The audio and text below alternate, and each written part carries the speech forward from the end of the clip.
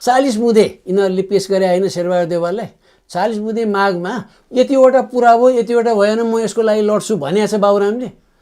यस्ता फटाहरूलाई, यस्ता ठगहरूलाई, यस्ता खसीको टाउको देखाएर कुकुरको मासु बेच्ने को हो भने उही हो बाबुराम। राजा आफैलाई इच्छा छ कि छैन हुनेमा, उनको विचार के हो भन्दै आएको थिए। हुन त त्यो भन्नु पनि त्यतिको ठिक होइन। तिमीहरूलाई चाहिँ कस्तो राजा चाहिन्छ, हामीलाई यस्तो चाहिने भन्ने। राजा ज्ञानेन्द्र खाएन भने अर्को विकल्प निकाल्ने नि। बाबुराम भट्टराई चोखा हुँदै होइनन्, उनको बुद्धि पनि छैन। कहाँ हो यो? हामी कुनै पनि हालतमा धर्मनिरपेक्षता छोड्दैनौँ, हिन्दू राष्ट्र भनेर नेपाललाई कहिल्यै घोषणा गर्दैनौँ। यसको लागि हामी मर्न र मार्न तयार छौँ। राज संस्था त कुरै छैन। नेपालमा चाहिँ राज संस्था हटाउनेमा बाह्य शक्तिकै कारणबाट हो। भनेपछि राजा ज्ञानेन्द्र फर्के, यदि राज संस्था फर्क्यो भने राजा ज्ञानेन्द्र गद्दीमा, यिनीहरू त जेलमा पो भेटिने पक्कै हो नि। नत्र त कसरी हुन्छ त? उनी आइएससी बिई एमई पढ्दाखेरि 9 वर्ष त साइन्स मात्र पढाए हुन्। साइन्स पढेको मान्छेलाई उहाँ ह्युम्यानिटिज एन्ड सोसियल साइन्सेसमा एनरोल गरेर ज्वाइँ मानेर टन्न स्कलरसिप दिएर उनलाई पिएचडी गराउन लाग्यो होइन। राजा फर्किन्छन् भन्ने यिनीहरूलाई त्रास हो। अब त्रास हो, तीव्र त्रास छ। त्यति बेला यिनको पहिचान, पोजिसन, स्थान कहाँ हुन्छ त यदि राजा फर्किहाल्यो भने? त्यहाँ युवा भन्नेहरू छन् नि, जम्मै यहाँ कपाल खुलिसकेका, अनि उनीहरूले नै छाती पिटेर भन्ने हुन्छ नि हाम्रो नेता केहरू बस्या, बोल्न पर्दैन, महाअभियोग लाऊ भन्ने हुन्छ नि त। यस्तालाई बाबुराम भनेर महत्त्व त्यसै दिएको हो। उनीभन्दा पुष्पकमल त धेरै माथि छन्। त्यस्तो बुद्धि भए त पुष्पकमल दाहाल हाम्रा कामरेड अध्यक्ष भनेर हामी नै भन्थ्यौँ नि। त्यो गर्ने समय हो र त्यो? होइन, त्यो हुँदै होइन नि। त्यस्तो बुद्धि भएको भएर नगरेको, बुद्धि भएको मान्छे त्यसो गर्दैन। त्यसरी गए भए आज यो व्यवस्था परिवर्तनतिर कुरै हुँदैन थियो। मै गणतन्त्रवादी हुन्थेँ नि। गिरिजाप्रसाद कोइरालादेखि उहाँ माधव कुमार नेपाललाई भेट रहले गराइदिएकै हो भारतका विभिन्न सहरमा। अनि यी दलाल नेताहरू गिरिजाप्रसाद कोइरालादेखि लिएर माधव कुमार नेपालहरू जस्ता जम्मैलाई। बाबुरामको त बुद्धि शुद्धि केही पनि छैन, म त यही भन्छु। अनि हामी नेपालीहरू झन् सचेत हुनुपर्छ है। यस्ता दलालहरूसित हामी सावधानी अपनाउनै पर्छ। शशाङ्क कोइरालाले टाइम टाइममा राज संस्थापट्टि केही कुरा दर्शाएका नै हुन्। राजासित दर्शन भेट लिएकै हुन्। उनले दर्शन भेट पनि भइसक्यो भएको छ। 33 कोटी देवता भए मुलुकमा अर्को एउटा थपनाको लागि राजा चाहिँदैन। हामी गणतन्त्रै हुनुपर्छ। यदि त्यस खालको राजा आउने हो भने हुँदैन। दर्शकवृन्द नमस्कार, चुरो कुरोमा तपाईँलाई हार्दिक स्वागत छ। वरिष्ठ पत्रकार एवं प्राध्यापक पी खरेललाई स्वागत गर्छु। तपाईँलाई चुरो कुरोमा हार्दिक स्वागत छ। धन्यवाद। के साँच्चीकै राज संस्था अब पुनर्स्थापित हुने समय नजिक आइसक्या हुनाले एकातिर त्यो व्यवस्था बदनाम, जस्तो पञ्चायतको अन्तिमतिर पञ्चायत नै बदनाम भएर बौद्धला आएको पनि भन्छन् मान्छेहरूले, त्यसै गरी यो गणतन्त्र बदनाम भएर अब राज संस्था फर्किने बेला भएको हो? यो त्यस्तै देखिन्छ। मैले त भनिहालेँ देखिन्छ। यो केही वर्ष यता नै राज संस्था फर्कने पक्का भने होइन, पहिला प्रबल सम्भावना भन्दै आयो, परिसूचक यी छन् भन्दै आयो पहिला चाहिँ। अहिले त्यही विश्लेषणले तीव्रता पाएको छ। अहिले त धेरैले यस्तै हो भने राजा आउने भए भन्छन्, कोही चाहिँ अब राजा आउने पक्का भन्छन्, कोही राजा आउनै पर्छ भन्छन्। तर यो माहौल त अहिले यो 1-1.5 वर्ष यता बढी बनेको हो नि त। ग्राफ कहाँ पुगेको छ आज? त्यो यो त धेरै उच्च तहमा पुगेको छ, धेरै माथि।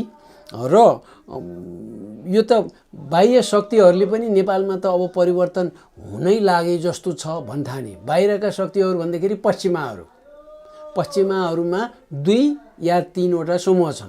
2 या 3वटा भने एउटा अमेरिकाले पहिला आफ्नो स्वार्थ हेर्ने, अरू स्ट्राटेजिक इन्ट्रेस्ट हेर्ने, पोलिटिकल स्ट्राटेजी हेर्ने, मिलिटरी स्ट्राटेजी हेर्ने, इकोनोमिक स्ट्राटेजी हेर्ने।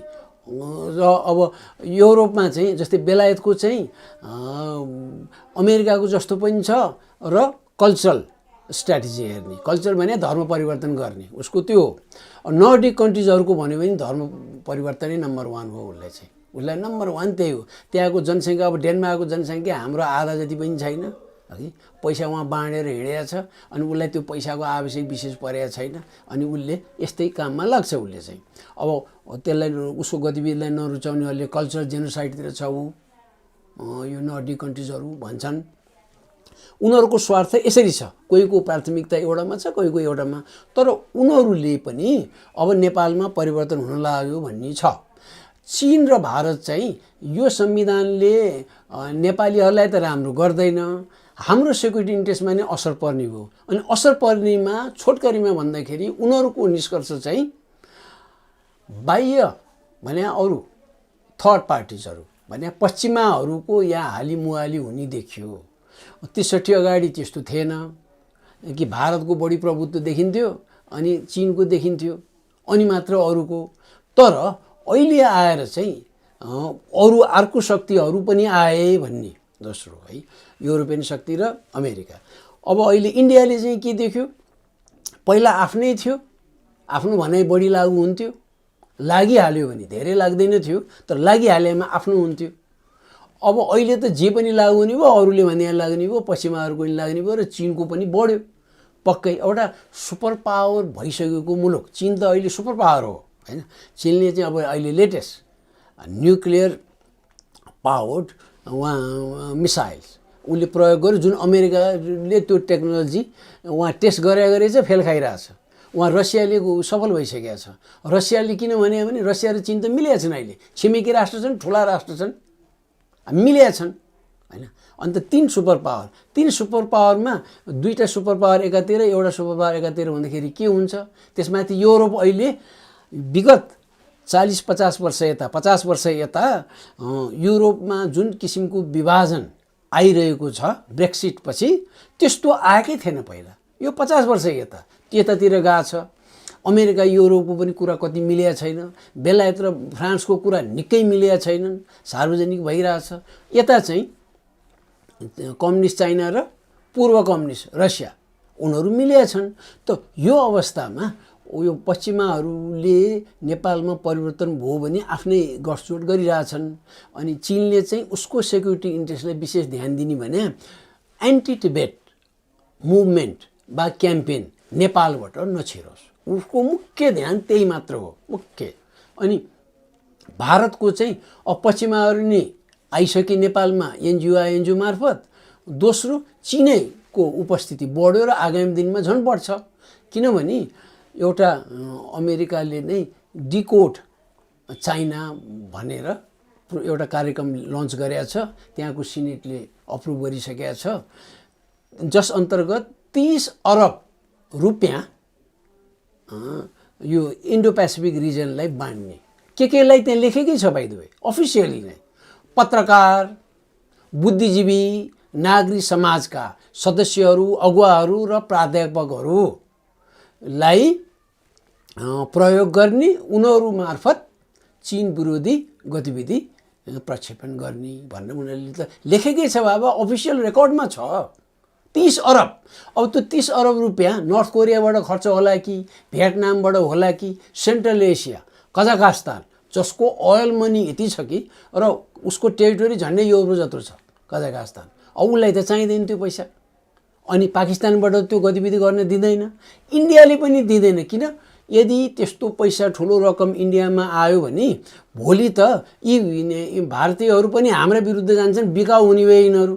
त्यो बिकाउ कार्यक्रममा त यिनीहरूलाई हामीले प्रेरित गर्न हुन्न भनेर उसले नै रोक्छ। भनेपछि त्यो ठुलो रकम त नेपालमै आउँछ। अहिले पनि नाम चलेका 5-6वटा अनलाइनमा पहिलेदेखि खर्च गरेका थिए, अहिले बढेको छ। नयाँ आएका मध्ये पनि निकै खर्च लगानी गरेर स्टाफहरू राखेका छन्, नियमित रूपमा तलब पनि दिएका छन्, दसैँ खर्च पनि दिएका छन्। अरूले उहाँ इस्टाब्लिस टेलिभिजनहरूले न्यूनतम पारिश्रमिक दिन सकेका छैन, यिनीहरूले न्यूनतमभन्दा बढी दिइरहेछन्, दसैँ खर्च नि दिएका छन्। 4 महिना पछाडिको अहिले चाहिँ 2 महिना लैहाल भनिरहेको अवस्था त छैन, लगानी गर्न थालिसके। यो कुरा चिनले बुझेको छ।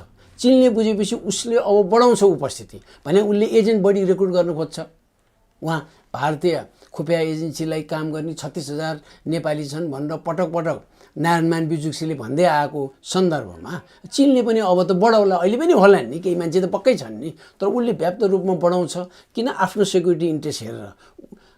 एन्टी टिबेट मुभमेन्ट आउने, एन्टी टिबेट मुभमेन्ट आयो भने अरुणाचल प्रदेश सारा त्यो साउथ टिबेट हो भनेर उसले दाबी गरे छ आजसम्म पनि।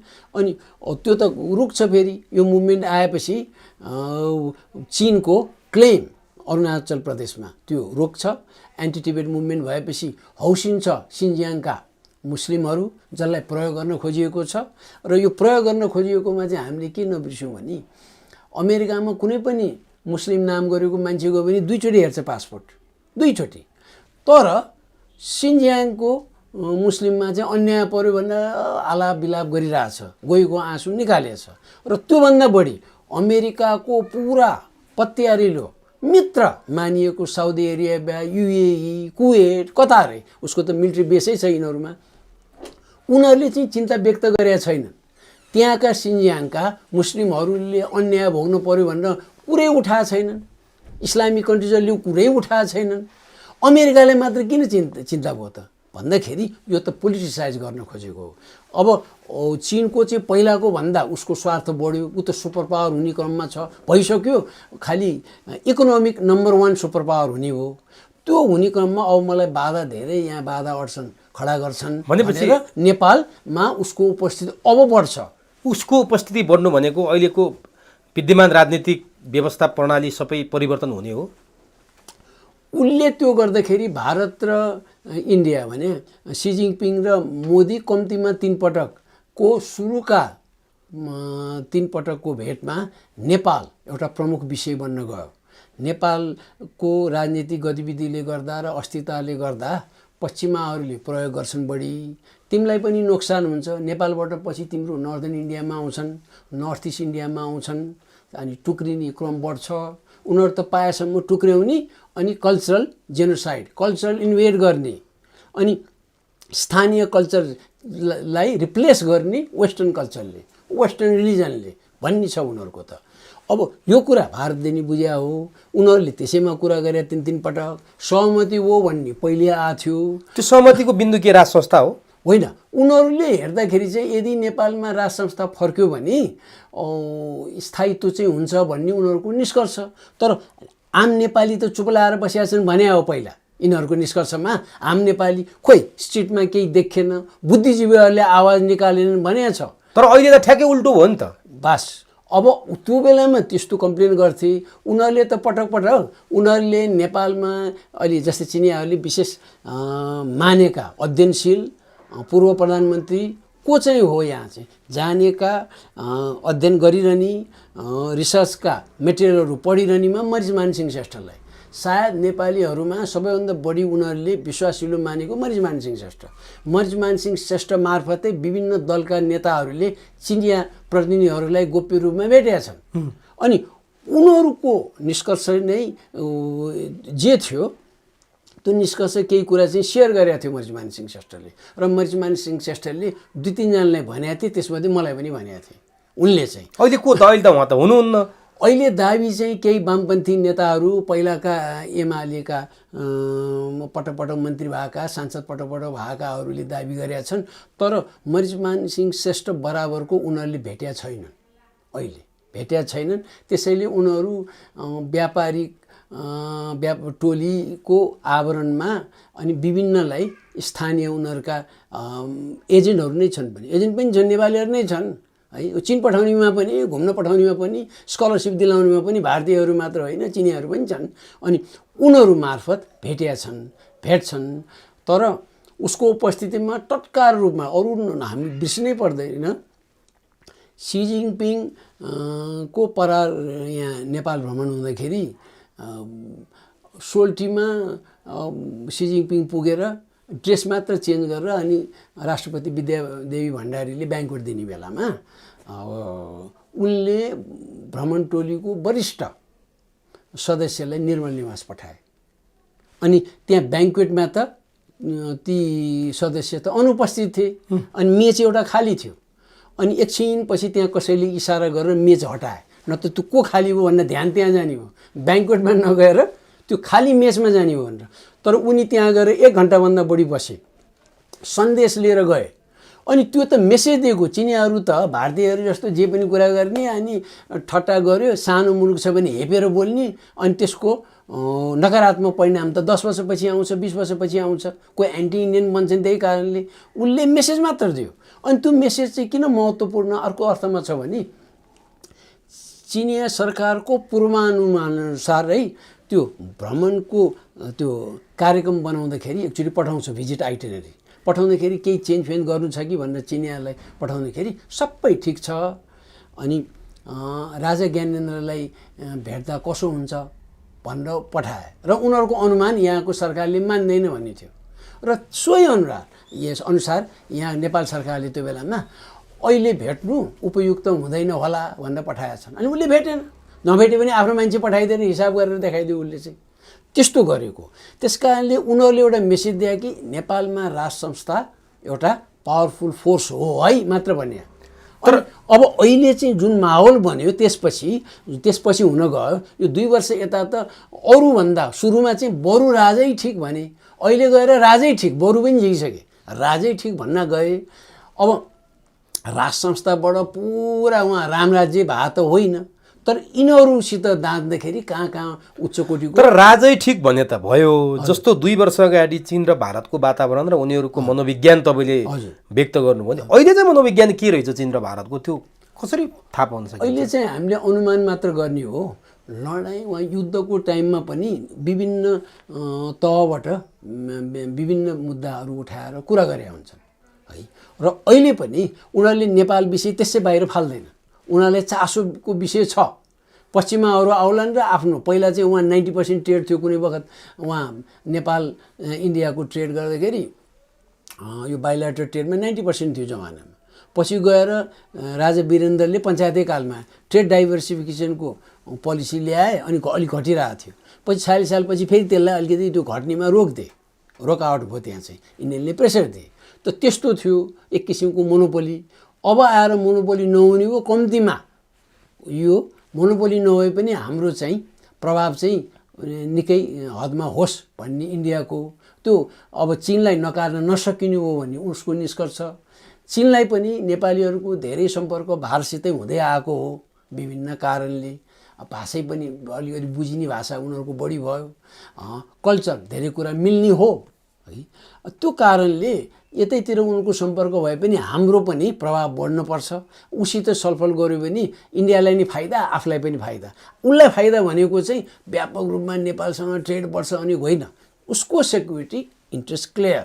उसलाई त्यहाँ घोषपेच गर्ने, तिब्बतलाई प्रयोग गरेर चीनका अरू भागमा पनि पश्चिमाहरूले आइडियोलोजिकल मिसाइल छेड्लान् हैन, आइडियोलोजी आधार बनाएर भन्ने उनीहरूलाई लाग्या हो। त्यस कारणले मिटिङ पोइन्ट छ।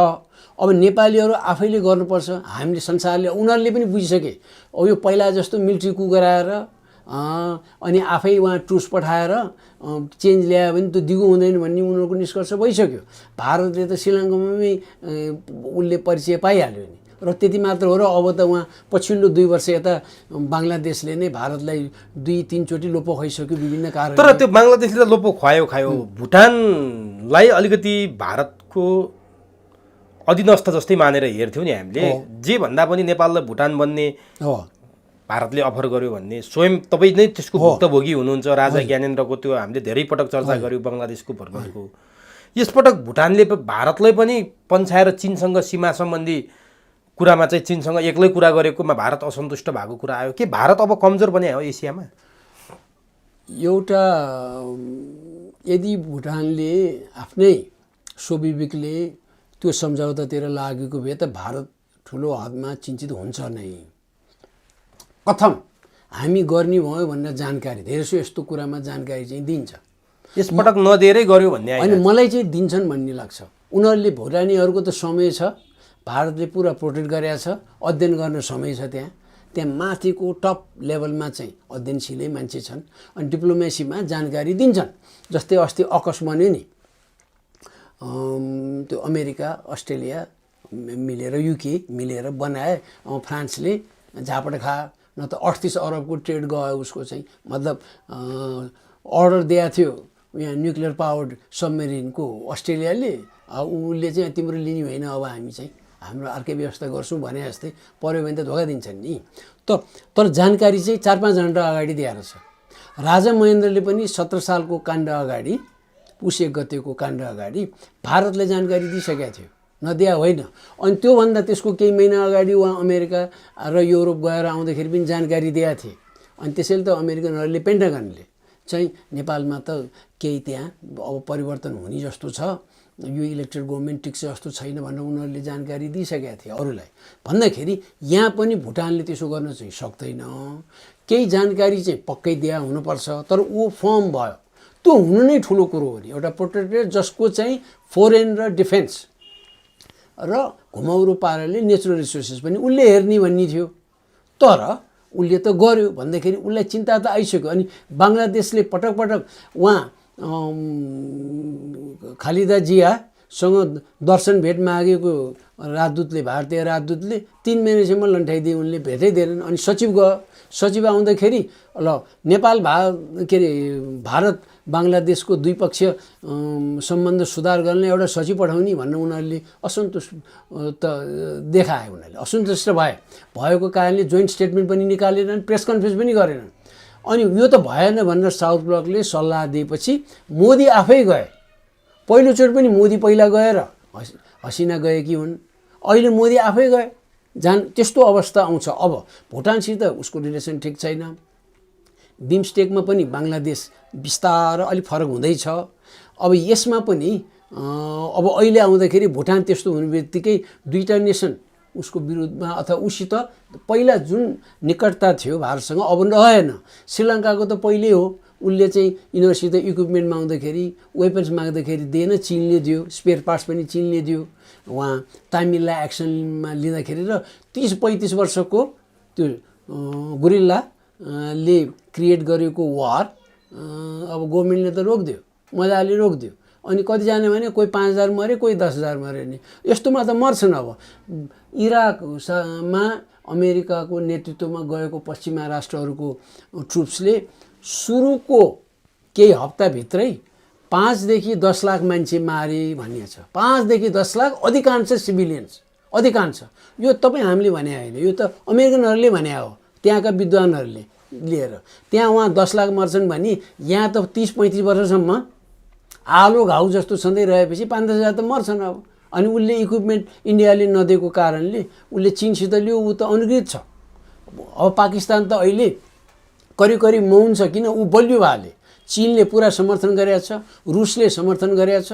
अन्त ऊ त पावर, ऊ पनि न्युक्लियर पावर हो, कसले के गर्न सक्छ अब भन्ने। र इन्डियाबाट घोषपेच बढ्दै गएको इन्डो पेसिफिक स्ट्राटेजीमा इन्डिया हाम फाल्ने, त्यस्तो अवस्थामा चीन त झन् नजिक हुन्छ। नेपालसित नजिक हुनु खोज्छ चीन भने पाकिस्तानसित हुँदैन। न्युक्लियर पावर, उसित न्युक्लियर वेपन्स भारतको भन्दा सङ्ख्यात्मक हिसाबले उसो बढी छ भनेपछि अब चीन पनि पाकिस्तानलाई त अर्को किसिमले हेर्ने भयो। अनि यो होल माहौल फरक भयो। अनि पाकिस्तानलाई पनि के राहत भयो भने इरान अब 40 वर्ष भइसक्यो पश्चिमाहरू इरान विरुद्ध भएको, ऊ ठिकै छ। अहिले त इरानलाई रसियाले पनि सपोर्ट गरेको छ, चीनले पनि सपोर्ट गरेको छ, पाकिस्तानले पनि सपोर्ट गरेको छ। त यस्तो अवस्थामा इन्डिया त टाढा भयो। अफगानिस्तानमा त्यहाँ अब अहिले एउटा चरणको रिजल्भ भयो है इस्यु भने फोरेन ट्रुप्स बाहिर गए, जाँदाखेरि तालिबान त पाकिस्तान नजिक छ। अब इन्डियाको त केही पनि भनाइ त्यहाँ रहेन। अनि यो माहौलमा अब नेपालको विशेष सम्बन्ध भन्ने कहिले उहाँ रोगी बेटी सबै थोक अब होइन भन्दा रोटी सबै नाता लाउने। तर नाकाबन्दी पटक उहाँ 17 सालदेखि पछिसम्म 3-4 चोटि नाकाबन्दी लाउने, हेप्ने। यस्तो कारणले नेपालमा एन्टी इन्डिया फिलिङ किन बढ्यो त? प्रत्येक 7 सालपछि नि बढ्यो, 17 सालपछि नि बढ्यो। त्यो चाहिँ पञ्चायतले दोष दिन्थे। 40 सालपछि नि त बढ्यो नि। त्यो बढेको फाइदा चाहिँ दोग्ला चरित्रका तर आम नेपालीले, आम भोटरले थाहा पाएन। वामपन्थीले लिए, एमाले लियो। अब अहिले 63 पछि पनि एन्टी इन्डिया फिलिङ बढेको छ, झन् बढ्दो छ नि। बस त्यस कारणले इन्डियाले अब रिभ्यू गर्ने बेला हो। अनि उसले रिभ्यू गरेर दुईटा छ उसको विकल्प भने कि नेपाल जस्तो मुलुकलाई ठिक गर्न सकेन भने हामी के को वर्ल्ड सुपर पावर हुने भन्ने एउटा लाइन जुन आजसम्म लिँदै आएको, त्यो आत्मसमर्पण खाएको हो। अर्को चाहिँ नेपाललाई त चित्त बुझाउन सकेन, यतिवटा कुरा मिल्छन् होइन, रोटी बेटी र पछिल्लो समयमा रोगी पनि होइन, यिनीहरू मिल्ने भए। कोरोना त कतिचोटि त उतैबाट आउँदाखेरि त आयो भने बढ्यो भने। त यसरी हुँदाखेरि यसलाई त हामी खुसी पारौँ, सन्तोषजनक किसिमको एउटा हाम्रो नीति भयो भने नेपाल हुन्छ। पछि गएर यो हेर्छ, भुटानले खुब हेर्छ नेपालले के गरिरहेछ भनेर, भुटानले। अनि भुटान छ, भोलिका दिनमा यी एक्जाम्पलले गर्दाखेरि श्रीलङ्कामा पनि केही परिवर्तन होला, उसले पनि अलिक ब्यालेन्स नीति ल्याउला, इक्विडिस्टेन्स मेन्टेन गर्ला, त्यो गर्नुपर्ने देखिन्छ। तर चीनलाई पनि उसैको स्वार्थको कारणले, भारतलाई पनि उसैको स्वार्थको कारणले नेपालमा यस किसिमको व्यवस्था, यस किसिमको राजनैतिक माहौलले दुईटै राष्ट्रलाई नोक्सान पुग्छ भन्ने छ। त्यसैले स्थिरताको लागि राष्ट्र संस्थै ठिक हुन्छ भन्ने उनीहरूको निष्कर्ष थियो। र अहिले चाहिँ पछिल्लो समयमा जुन उनीहरूले चाहिँ यो त पिपुलबाट नै आउनु पर्यो नि चेन्ज त हामीलाई ठिक लागे पनि भन्ने उनीहरूको निष्कर्ष भएर छलफल गर्दाखेरि यो बाहिर पनि आएको थियो। अहिले यो माहौल बढ्दाखेरि र विभिन्न नेताहरू मूलधारकै दलका नेताहरूले राष्ट्र संस्थाप्रति सकारात्मक धारणा पछिल्ला केही हप्ता यता राखेकोले अब उनीहरू पनि चनाखो छन् र माहौल बन्दै गरे हो। बन्दै गरेर यति मात्र होइन, निर्मल निवास निकटका विभिन्न केन्द्रहरू का प्रतिनिधिहरूसँग भारतीय एम्बेसीका प्रतिनिधिहरू, बेलायतका प्रतिनिधिहरू, अमेरिकाका प्रतिनिधिहरू र चीनका प्रतिनिधिहरू, सायद अरू पनि होलान्, अरूमा सायद जापानहरू पनि छन् कि थाइल्यान्ड पनि भन्ने मात्र लाग्छ। तर यो 4वटा राष्ट्रका प्रतिनिधिहरूले यस्तो माहौल होला भन्ने लागेकै थिएन राष्ट्र संस्थाबारे। यसरी आयो स्पोन्टेनियसली भनेका छन्, स्वस्फूर्त किसिमले स्ट्रिटमा आए।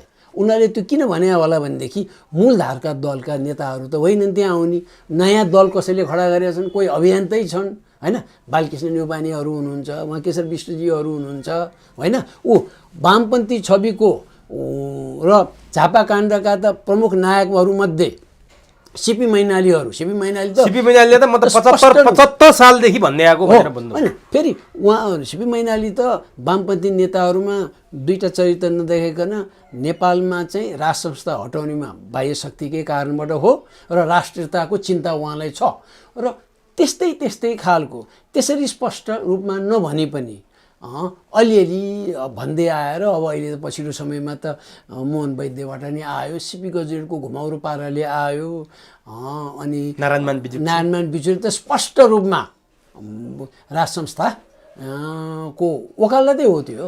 उनीहरूको जस्तो वामपन्थीहरू र उनीहरूले कसैले माया गरेर होइन, उनीहरूको निष्कर्ष के आयो भनेदेखि नेपालको राष्ट्रियता यदि बचाउनु पर्छ हो भने राष्ट्र संस्थै चाहिँदो रहेछ, न त नहुने हो भन्ने भयो। अब तपाईँले नाम लिएका यी मूर्धन्य व्यक्तित्वहरूले त भन्नुभयो, तर राजनीति जसको वरिपरि घुमेको छ उहाँहरूले प्रष्टसँग राजाको चाहना राखेको देखिँदैन। बाबुराम भट्टराई त राजाको नामै सुन्न चाहन्नन्, जो मोहन वैद्य सिपी गजुरेलसँग सँगै जनयुद्ध गर्ने 10 वर्ष जनयुद्धका सहयात्री पनि हुन्।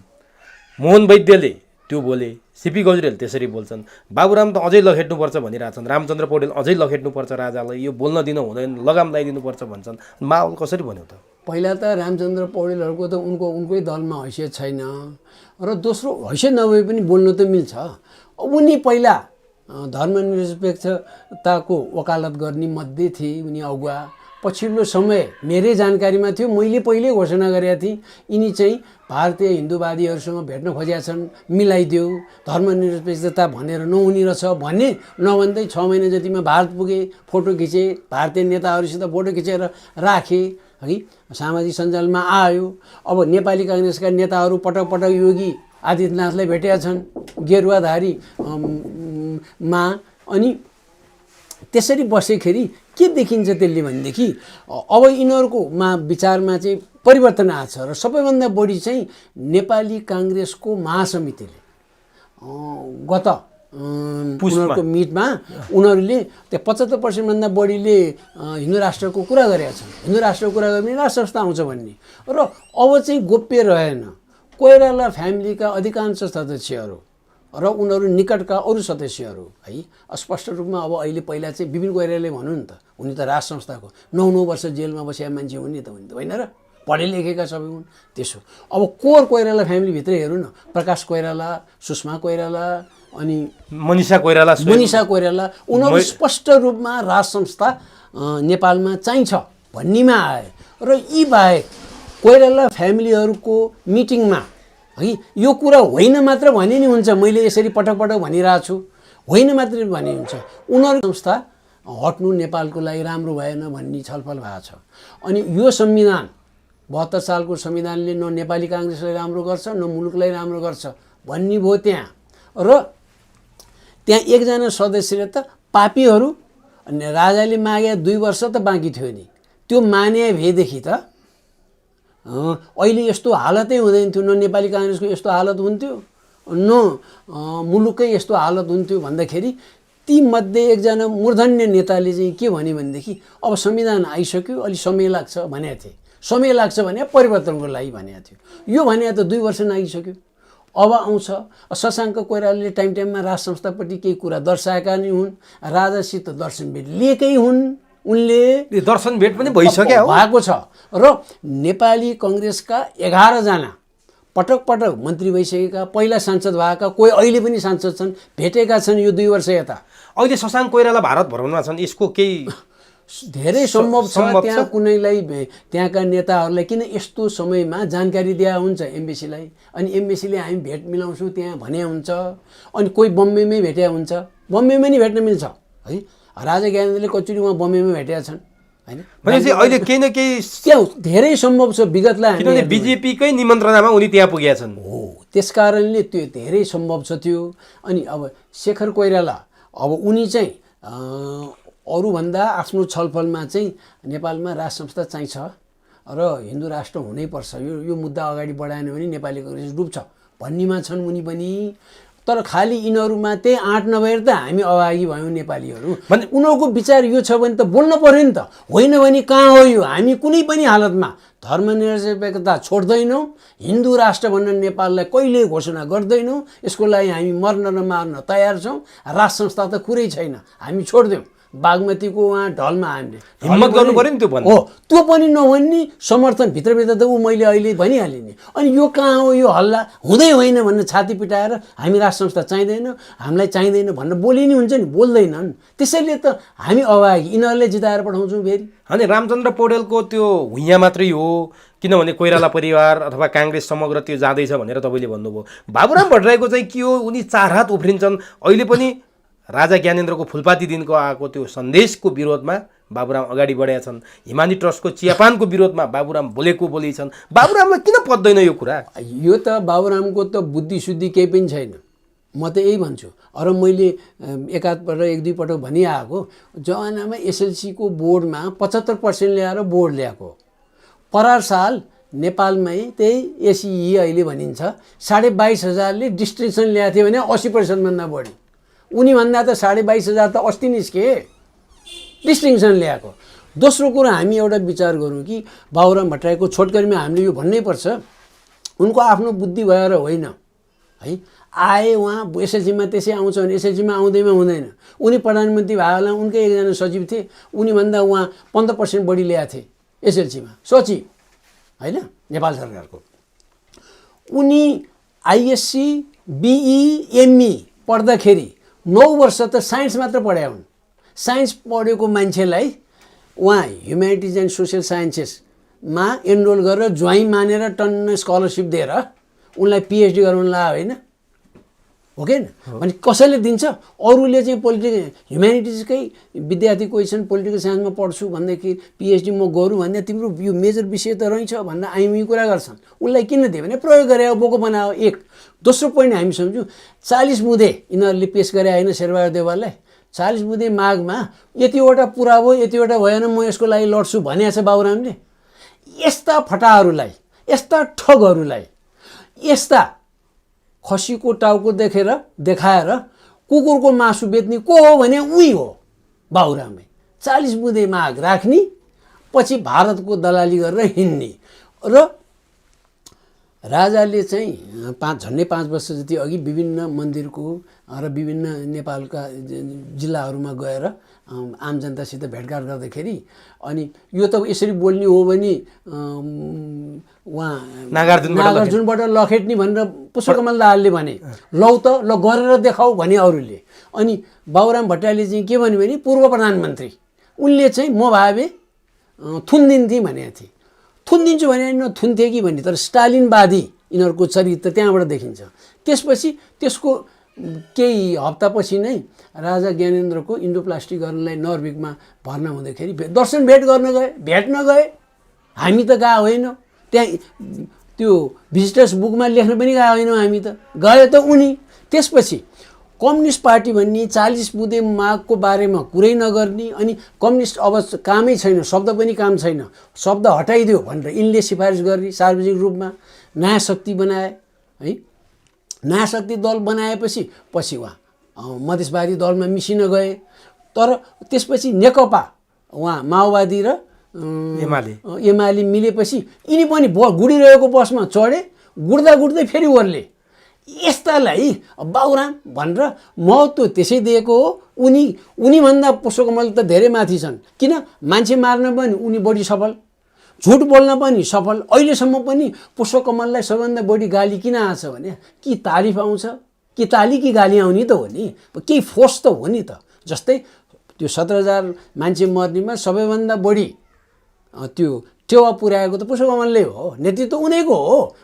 त्यो त हत्या गरेकै हो, हत्या गरे हो। तर बाबुराम भट्टराई चोखा हुँदै होइनन्, उनको बुद्धि पनि छैनन्। र पछिल्लोचोटि एकचोटि बोलेपछि त्यहाँ सामूहिक सञ्जालमा जुन किसिमको भेले आयो उनका विरुद्ध, यिनी रन्थनिएका हुन्। त्यही कारणले उनलाई केही तर पुष्पकमल दाहाल त त्यति बाबुराम जति हदमा पुगेर राजाको आलोचनामा उत्रेको देखिँदैन। कतै राज संस्था फर्किहाल्छ कि भन्ने आशामा पुष्पकमल पनि छन् भित्रभित्रै। सम्भव छ। पछिल्लो समय त झन् वामपन्थी नेताहरूले एकपछि अर्को राजाको समर्थन गर्दै उनकै गुरु मोहन वैद्यले बोलिसके। उनलाई चाहिँ के छ भने उनी एक्लो छु भन्ने छ। बाबुराम भट्टराई त युरोपियन युनियनले बचाउँछ भन्ने छ। त्यसैले त युरोपमा घुम्न गए, लोनी स्वास्नी नै गए, भेट्न उहाँ गए। अस्ट्रियाबाट हामी भियनाबाट के सिक्छौँ भनेर उहाँ हिसिल एमीले लेखेका थिइन् होइन, अरू माध्यममा पनि लेखेका थिइन्। अब उनीहरूलाई जानु किन दियो? पुष्पकमल त्यहाँ गएदेखि त झाइकुटी पालाएर उहाँ हेक भनेर कुरा गर्छन् होइन। त्यो कारणले उतातिरबाट बचाइदेलान्। उनी त धर्मपुत्र कसैको भनेर उनलाई त्यो छ। आफू चाहिँ त फेरि सबले चारैतिर अहिले त गाली आइछ, उनी तर्सिया छन्।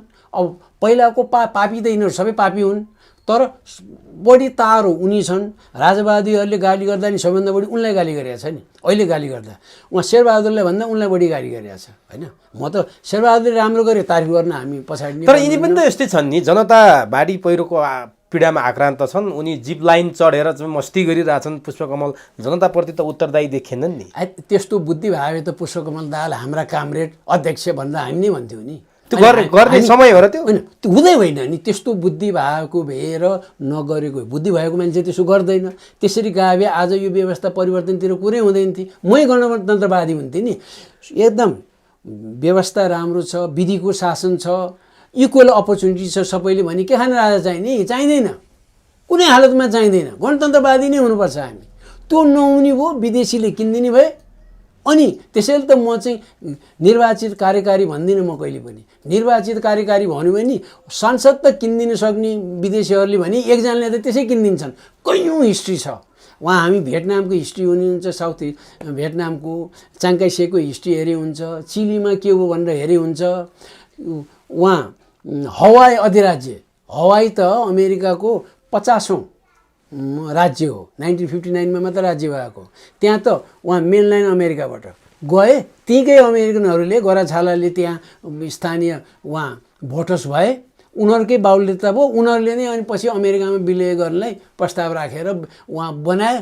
त्यो कुरा सिकेर इन्डियाले सिक्किमलाई विलय गरे। त्यहीँको हो, त्यहाँ पढे हुन्छ, त्यही लेखेको छ। त्यसकारण यिनीहरूले भनेको कुरा मिल्दैन।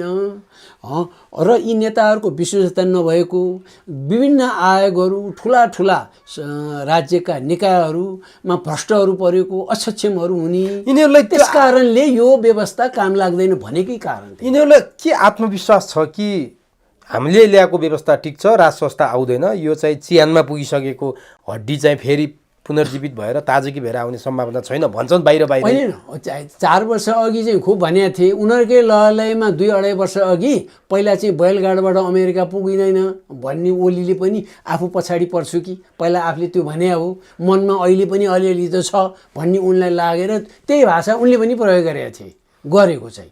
तर अहिले यिनीहरू कमजोर भए आफ्नै कुबुद्धिले, आफ्नै कुकर्मले। राजा फर्किन्छन् भन्ने यिनीहरूलाई त्रास हो। अब त्रास हो, तीव्र त्रास छ। त्यति बेला यिनको पहिचान, पोजिसन, स्थान कहाँ हुन्छ त यदि राजा फर्किहाल्यो भने? एउटा चाहिँ राज संस्था यदि देखेर एकदम जग बलियो गर्ने भयो भने यिनीहरू सबलाई उचित कारवाही हुनुपर्छ। त्यो भने के हो? इन्भेस्टिगेसन गर्नुपर्छ। इन्भेस्टिगेसन बिना अनुसन्धान त्यसै जेल राख्ने होइन। अनुसन्धान एउटा भ्रष्टाचार मुद्दामा चाहिँ यसको सम्धि कसरी धनी भएछ, यसको ज्वाइँ कसरी भएछ, सब हिसाब हुन्छ त्यहाँ चाहिँ। अनि आफूदेखि केही पनि छैन भन्ने, 2 तोला सुन्थ्यो भन्ने, उहाँ चाहिँ लाइफस्टाइल त देखै हुन्छ नि त। इन्भेस्टिगेसन गरेर अब कोही चाहिँ साँच्चीकै ललाई झुक्याउन सफल भयो भने उनीहरू त चोकिन्छन्, होइन भने कारवाही हुन पर्यो। त्यसपछि त्यो माओवादी युद्ध भनेका के हो, त्यो युद्ध हो कि के हो, हामी त जानु पर्यो। र अरूले पनि बोल्न पाउँदैनन्, अरू राष्ट्रले। यहाँ आतङ्ककारी भन्दा धेरै विदेशी राष्ट्रहरूले पनि त्यो मानेको छ र भारतले नै टेरोरिस्ट भन्ने आफैले पाल्ने, अनि अरूलाई टेरोरिस्ट भनेर कसले पत्याउने? पाकिस्तानीहरूले टेरोरिस्ट पठाए भनेर सधैँ गुनासो गरे हुन्छ, पठायो होला पनि, तर उसैले टेरोरिस्ट त उहाँ श्रीलङ्कामा पनि पठायो ट्रेन गरेर, नेपालमै पठायो, यसमा त के दुविधा छ र भन्दाखेरि यिनीहरूलाई आतङ्कवादी हो कि होइन त्यसमा कुरा उठाउनु पर्यो र भ्रष्टाचार, यो दुईटामा हो। भनेपछि राजा ज्ञानेन्द्र फर्के, यदि राज संस्था फर्क्यो भने राजा ज्ञानेन्द्र गद्दीमा यिनीहरू त जेलमा पो भेटिने तपाईँको यो जुन विश्लेषण छ त्यसले त त्यता पो सङ्केत गर्यो। पक्कै हो नि, नत्र त कसरी हुन्छ त? परिवर्तन त के को लागि? खालि अहिले चाहिँ उहाँ नारायणमा राजा थिएन, अब राजा आयो यही हो परिवर्तन भन्न हामीले चित्त बुझ्छ र? त्यो बुझ्दैन। हो, राजा चाहियो भन्नेहरू के भन्दैछन् भने हामीलाई हिजोको जस्तो सक्रिय राजा चाहिए होइन, एउटा सिम्बोलिक राजा मात्रै चाहिए हो भनेर यहाँ राजावादीहरू नै भन्दैछन्। यो सिम्बोलिक राजाले के गर्न सक्छन्? होइन, के पनि मैले त पटक भन्दै आयो, 33 कोटी देवता भए मुलुकमा अर्को एउटा थपनाको लागि राजा चाहिँदैन, हामी गणतन्त्रै हुनुपर्छ। यदि त्यस खालको राजा आउने हो भने हुँदैन। कोहीले भने हो, सबैले होइन, राजावादीहरू उनीहरूलाई चाहिँ लौताभास भएको के भन्लान् भनेर। अनि जहिले पनि संवैधानिक राजा, संवैधानिक भने त्यो त पक्कै हो नि संवैधानिक, र पञ्चायतको जस्तो यस्तो त कसैले नि भनेको छैन, भन्नु पनि हुँदैन। समय त कहाँ पुगिसक्यो। तर केही भूमिका क्रुसियल इस्युजमा, डे टु डे एडमिनिस्ट्रेसनमा होइन, त्यस्तो चाहिँ हुनुपर्छ। केही पनि नदिने हो नि के का, त्यहाँ त मूल राष्ट्रियताको सवाल आयो भने हो। तपाईँले जसरी मुख खोलेर बोल्नुहुन्छ उनीहरूलाई किन गाह्रो छ त्यो भन्न? होइन, सबैले भनेको छैनन्। जस्तै केशरबहादुर विष्टले त भनेको छैन नि, नाम लिनु नि त, उहाँले त प्रश्न ल्याएको छैन होइन। अनि सुरेन्द्र भण्डारीहरूले चाहिँ त्यही खालको कहिले हाउसले एन्डोर्स गर्नुपर्छ भन्ने अहिले चाहिँ जो चेन्ज भएको छ। तर के उनीहरूमा नि परिवर्तन हुँदै जाला, अनि अलिकति त्यो रिफाइनमेन्ट हुँदै जान्छ। तर हुँदैन, त्यसमा भयो भने एउटा इलेक्टेड कार्यकारी पनि हुँदैन। सांसद किन्नेले एकजना व्यक्तिलाई किनिदिन्छ भन्ने भूमिका केही दिनुपर्छ। अनि भूमिका दिँदाखेरि फेरि कु गऱ्यो भने के भने सांसदले उहाँ विलय गराएछ अरूमा, अब त्यसो गर्ने हो भने अर्कै कुरो हो। न त उनीहरूलाई नि सचेत गर्ने, अनि चेक एन्ड ब्यालेन्सको लागि के गर्न सक्छ हेर्ने, नभए फेरि लड्ने, फेरि आन्दोलन गर्ने, यसै गरी जाने। त्यसो हो भने तपाईँले त प्रश्न पारिदिनु भयो। अब यो त कस्तो राजा हुने, राजालाई के भूमिका हुने, राजा आएपछि एउटा यसमा चाहिँ प्रस्थान बिन्दु भनेकै त्यसैले 47 सालको हो। त्यसमा केही घटाउनुपर्छ वा केही बढाउनुपर्छ, त्यो चाहिँ प्रतिनिधिहरूले हेरेर, हामी जस्तो मान्छेले नि होइन। इन्ट्री पोइन्ट त्यही हो। इन्ट्री पोइन्ट त त्यही नै हो, त्यहाँबाट जाने। किन यिनीहरूले गद्दारी गरे हो, त्यही संविधान अन्तर्गत राजाले बिउताउनै नहुने कि अनकन्स्टिट्युसनल काम हो त्यो त। त्यसै यो कसले बिउताइदिने त फेरि यो संविधान? कुन यो त अब जनताले कसरी ल्याए? त्यो मरिसकेको सांसदलाई फेरि ल्याए। मरिसकेको सांसद त राजाले वैशाख 11मा सम्बोधन गरेर बिउताइदिए। अब मरिसकेको राज संस्था चाहिँ राष्ट्रपतिले बिउताइदिने होइन। त्यो बेलामा त आउँछ त यही माहौल भन्न हामीलाई गाह्रो हुन्छ भन्नलाई। अब परिवर्तन कसरी हुन्छ? नेताहरू बसेर एउटा कन्सेन्सस एउटा हुन्छ।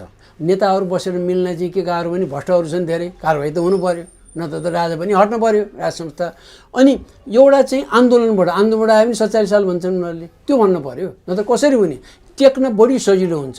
हुन त बिना यसकारको केही पनि नभएर राजा आएर त्यो स्ट्रिटबाट ल्याउँदाखेरि उहाँ स्ट्रिटबाट डिक्लेयर गरे आधारमा भेनेजुएलामा 40वटा जति युरोपियन राष्ट्रहरूले समर्थन गरेका छन्। अहिले ऊ आफै सो इच्छाले निर्वाचनमा बसिया छ, उसैलाई मानेका छन् राष्ट्रपति। भेनेजुएलामा त आफै बसिया छ, फेरि चाहिँ मदुरो त आफै राष्ट्रपति भएको छ। त त्यहाँ उपाय निस्किन्छ। तर प्रस्थान बिन्दु टेक्निकली त्यही नै हो। नेताहरूले छलफल गर्यो भने अलि सहज हुन्थ्यो, उनीहरूले गरेन भने स्ट्रिट आन्दोलन नै हो। अनि प्योरली रातारात आर्मीले चाहिँ कु गर्दैन, गर्न पनि सक्दैन। अब यो त कुरा क्लियर भयो। अब दलहरू के होलान् कसो होलान् यो पनि भन्यौ, तर जो आउनुपर्ने हो राजा ज्ञानेन्द्रै होला। उहाँको के भूमिका, उहाँले देखाएको गतिविधि, फुलपातीको दिनको भिडियो सन्देश, हिमानी ट्रस्टको चियापान यतिले सङ्केत गर्छ कि अरू केही गतिविधिहरू पनि भइरहेछन् अथवा उहाँका विङ्सहरूले केही त्यस्ता सङ्केत दिएको हामीले पाउन सक्छौँ? के देख्नुहुन्छ? एउटा चाहिँ कैयौँदेखि विगत 1.5 वर्ष जति यता विभिन्न अभियन्ताहरूले, विभिन्न नेताहरूले, विभिन्न बुद्धिजीवीहरूले राजा आफैलाई इच्छा छ कि छैन हुनेमा उनको विचार के हो भन्दै आएको थिए। हुन त त्यो भन्नु पनि त्यतिको ठिक होइन। तिमीहरूलाई चाहिँ कस्तो राजा चाहिन्छ, हामीलाई यस्तो चाहिने भन्ने, राजा ज्ञानेन्द्रले खाएन भने अर्को विकल्प निकाल्ने नि। हामी त त्यसरी भन्ने मान्छे हौँ हामी त, हगि। त्यस कारणले पहिला आफूलाई कस्तो चाहिन्छ भन्ने, होइन? उनलाई इच्छा छ कि छैन अनि उनले बोलेनन् भनेर यहाँ इख्याएर दङ्ग्याएर गर्नेवाला होइनन्। र राजा ज्ञानेन्द्रले चाहिँ विगत 15 वर्षमा निकै थप ज्ञान हासिल गरे उनले चाहिँ त्यो दुःखको कारणबाट। अनि परिमार्जित भयो, परिपक्वता बढ्यो उनको। यो बढेपछि एउटा हामी नबिर्स्यौँ, नारायणी दरबार छोड्दाखेरि उनको अनुहार कस्तो थियो त्यसै आउँछ। त्यो नक्कली हाँसो गरेर त्यो कामनेस देखाए र आजका मितिसम्म पनि रिसाएका देखिँदैन। जबकि नेताहरू चाहिँ सत्तामा रहँदा पनि, सत्ताबाट हट्दाखेरि पनि सधैँ कस्तो अनुहार छ हेरे हुन्छ नि त अहिले चाहिँ, होइन? ओलीका हेरे हुन्छ, माधव नेपालका हेरे हुन्छ, शेरबहादुरकै हेरे हुन्छ नि। त उनको त्यो एउटा क्षमतामा अझ वृद्धि भएको छ र उनले समय लिएर अब चाहिँ बोल्नुपर्छ मैले केही भनेपछि बोल्न त बोले। कसरी बोले? उनको कमिटमेन्ट हो यो।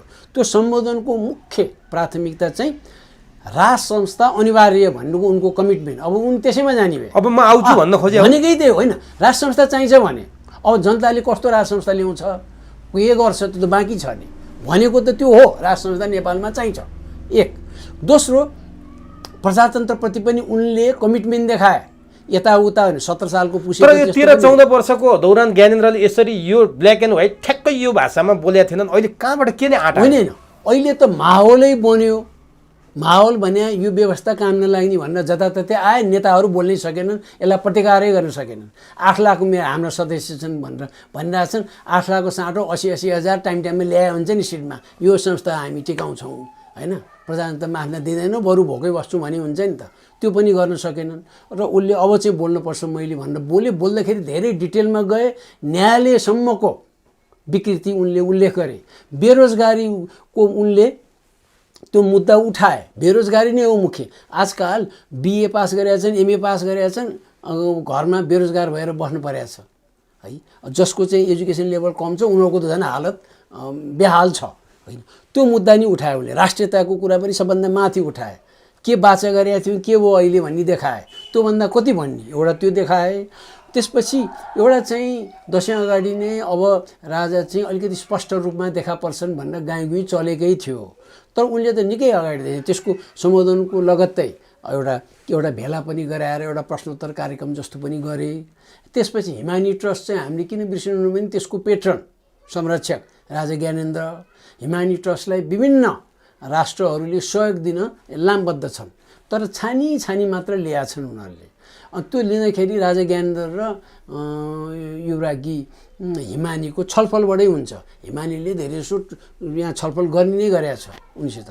अनि लिएकोमा चाहिँ अब जस्तै जापानसित ल्याएको छ। जापानका राजाले त आफ्नो निजी कोषबाट दिने गरेका हो, त्यहाँ राज्यको पनि होइन। त्यहाँ चाहिँ चिनियाहरूले पनि दिएको छ। चिनियाहरूले त अझ बढी दिन खोजेको।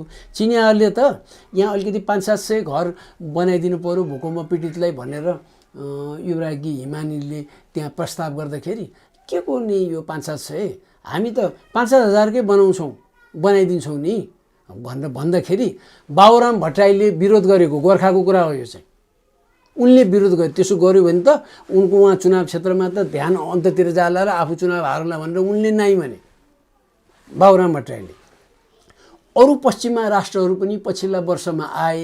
हामी चाहिँ अध्ययन गरिरहेछौँ, हाम्रो यो ह्युमन रिसोर्सले त्यतिको भ्याउँदैन भनेर डिप्लोमेटिक भाषा प्रयोग गरेर लिएको छैन अरूको भन्दा त्यसलाई महत्त्वपूर्ण स्थान हिमानी ट्रस्टलाई दिएको छ। अब हिमानी त्यो मार्फत गतिविधि गर्न अब राजा ज्ञानेन्द्र अगाडि बढे हुन्।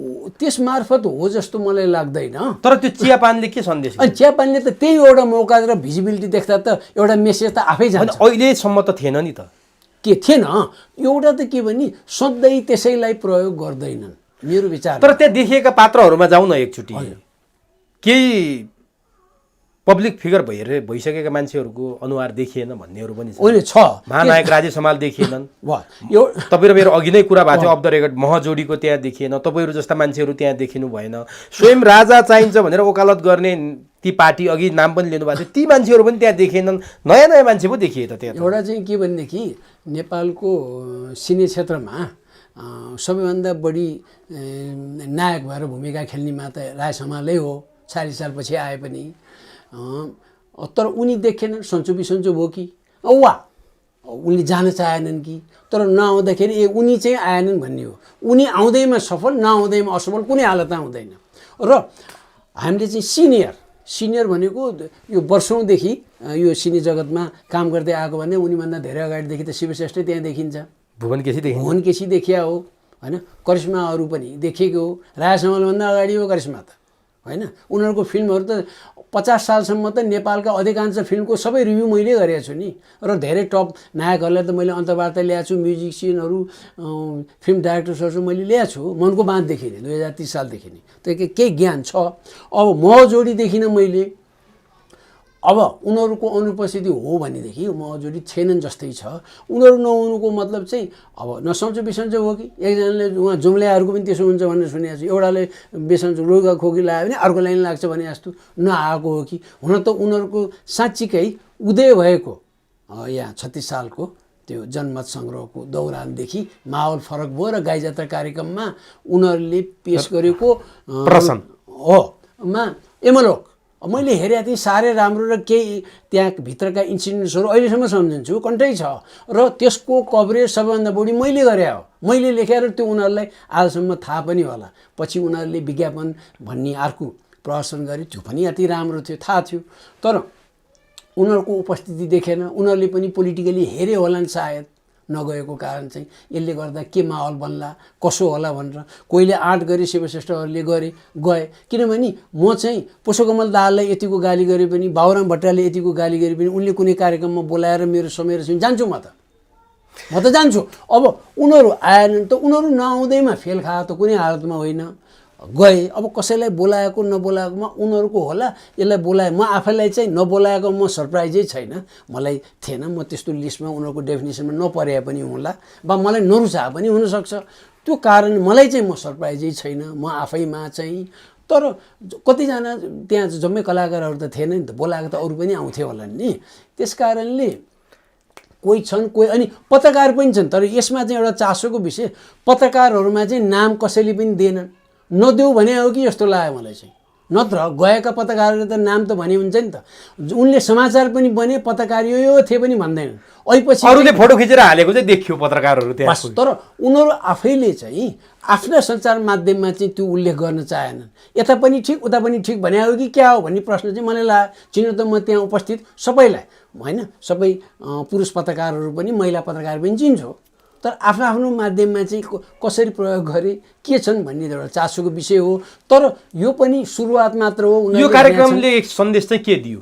यसले चाहिँ विभिन्न पक्षहरू, राज संस्थाका अथवा राज परिवारका सदस्यहरूले आयोजना गरेका कार्यक्रमहरूमा उपस्थित हुन उनीहरू तयार। राज परिवारका सदस्यहरू भनेको छिसु र दुधु गर्नुपर्छ, यिनीहरू यस्ता हुन् भन्ने भएन। उनीहरूको आत्मविश्वास, हामी उपस्थित हुन सक्छौँ, कुनै सामाजिक संस्थाको आमन्त्रण भयो भने हामी उपस्थित हुन सक्छौँ भन्ने कार्यक्रम सफल भएको मान्नुहुन्छ तपाईँ? त्यो त पक्कै हो, त्यसमा त शङ्कै छैन, त्यसमा त दुविधा हुनुपर्छ जस्तो मलाई लाग्दैन। त्यो गरे र भावी दिनमा पनि यस्ता सामाजिक कार्यक्रम चाहिँ हिमानी ट्रस्टबाट हुन्छ। पोलिटिकल एक्टिभिटी, डाइरेक्ट पोलिटिकल एक्टिभमा युवरागी आफै संलग्न हुने जस्तो मलाई लाग्दैन। म अन्तिममा छु। रञ्जित रेको काठमाडौँ डिले नामको किताब विमोचनमा पुष्पकमल दाहाल प्रचण्ड पनि पुगे। त्यो किताबमा चाहिँ नेपाललाई भुटान बनाउन ढिलो भयो भनेर लेखिएको कुरालाई नेपालीहरूले अत्यन्त विरोध गरेका छन् र हरेक नेपालीको मुटु चस्किएको छ। तर पुष्पकमल दाहाल प्रचण्ड त्यहीँ पुगेर 10 वर्षे जनयुद्धलाई शान्तिपूर्ण वातावरणमा अवतरण गर्न र 12 बुँदे सम्झौता गर्न भारतको महत्त्वपूर्ण भूमिका थियो भनेर भारतको बखान गाए। तर केही मान्छेहरूले भारतको सहयोगमा जनयुद्ध भयो भनेर आरोप लाउँछन्, यो चाहिँ गलत हो। तर भारतकै सहयोगमा शान्तिपूर्ण वातावरणमा हामी आयौँ, 12 बुँदे सम्झौता भयो भनेर प्रचण्डले लाजै नमानेर बोले र त्यस्तो खालको किताब विमोचनमा गएर त्यो किताबको चाहिँ उनले मुक्त कण्ठले प्रशंसा गरे। यो घटनाले फेरि एकपटक नेपालीहरूलाई झस्काएको छ प्रचण्ड को हुन् भनेर तपाईँ चाहिँ कसरी लिनुभएको छ? यो त पुष्पकमल दाहालले पहिला चाहिँ भारतको सहयोगमा नेपालमा क्रान्ति भएको होइन भनेर लाज पचाएको, अनि हामीले किन होइन हामीले गरेर हो भनेर भारतीय सरकारले औपचारिक रूपमा घोषणा पनि गर्दैन।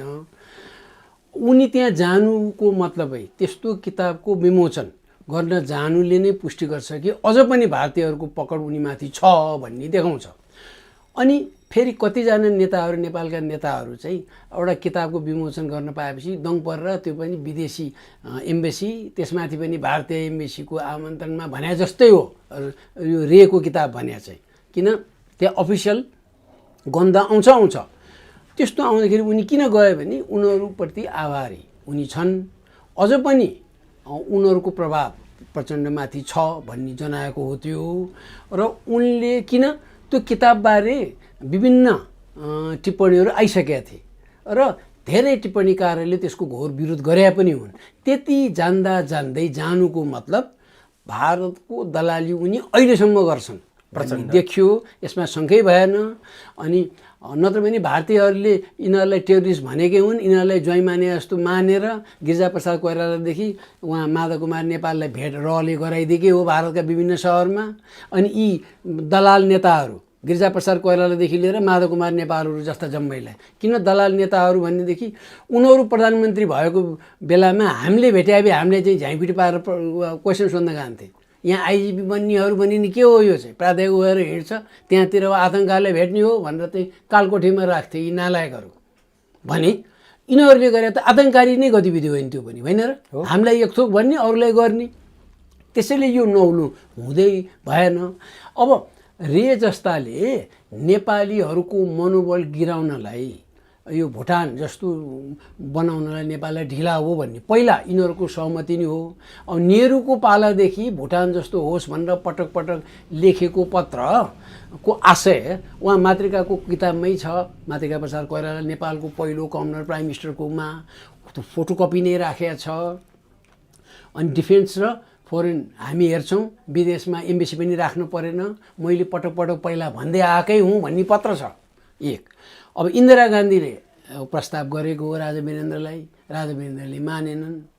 अनि त्यो कुरा राजीव गान्धीलाई थाहा थियो, राजीव गान्धीले अनि मरिचमान सिंह श्रेष्ठ समक्ष त्यो पठाएको पनि हो नन पेपर, त्यसमा मानिएन।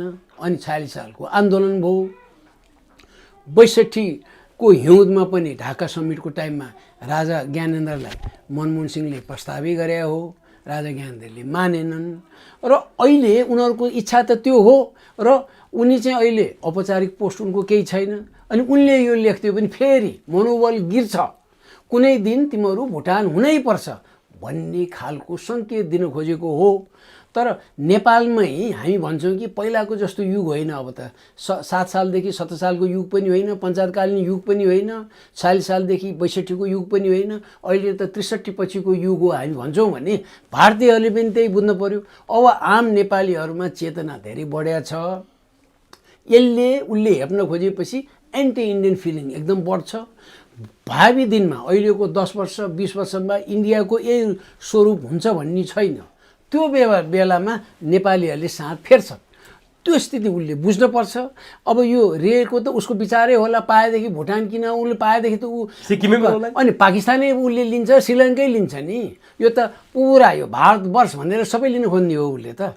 ब्रिटिस अन्तर्गत जुन जुन राज्यहरू त्यो कोलोनी अन्तर्गत थिए त्यही नै बनाउनु खोज्छ। पाए म्यानमार पनि लिन्छ उसले त। यस्तै हो, हाम्रा भारत महान भन्दै आउँछ। त्यसले नेपालीहरूले यसबाट ज्ञान के मात्र लिने भने कि पाएसम्म उनीहरू छोड्दैनन्। उनीहरूको उद्देश्य भुटान बनाउने नै हो र भावी दिनमा पनि हामी नेपाललाई भुटान बनाउनुबाट पछाडि पर्नुहुन्न है भन्ने सङ्केत गरे हो। नेपालीहरूको मनोबल गिराउन खोजेको हो। तर दुःखको कुरो यस्तो किताब विमोचन गर्न जाने भनेर तपाईँ हामी जस्तो साधारण आम नेपाली त हुने हामी त हामीले उठाउनु पर्ने यो मुद्दा त नारायणमान बिजुची जस्ता, सिपी गजुरेल जस्ता, नेत्रविक्रम चन्द जस्ता, मोहन वैद्यहरू जस्ता र अरू राष्ट्रवादी नेताहरूले तुरुन्त निकाल्नु पर्ने के हो यो बोल्ने भनेर। उनीहरूले बोल्दा त हामीले बोले भन्दा 100औं दोबर बढी वेट हुन्छ, उनीहरू समयमै बोलेनन्, भोलिका दिनमा बोले पनि ढिला भए पनि स्वागत योग्य हुन्छ। उनीहरूले नबोलेपछि यो पुष्पकमल दाहाल जस्तो यो आतङ्ककारी हुन्, उनीहरूको पहिलाको गतिविधि आतङ्ककारी हुन्। उनीहरूबाट फाइदा अहिले उठाउनेहरूलाई त यस्तो भन्छ उस्तो भन्छ गाली गलोज गर्लान्, यसैको रियाक्सनमा नै आउला। त्यसबाट डराउने भएर डगमगाउने हामी बा यसरी बोल्नै सक्दैनौँ नि, यति मात्र हो। अनि हामी नेपालीहरू झन् सचेत हुनुपर्छ है, यस्ता दलालहरूसित हामी सावधानी अपनाउनै पर्छ। हस्, समय दिनुभयो, अत्यन्त महत्त्वपूर्ण विचारहरू राखिदिनु भयो, आम दर्शकलाई सुसूचित पारिदिनु भयो, यसका लागि तपाईँलाई हार्दिक धन्यवाद। यहाँले मलाई यो फोरम दिनुभयो, यसको लागि म यहाँप्रति आभारी छु।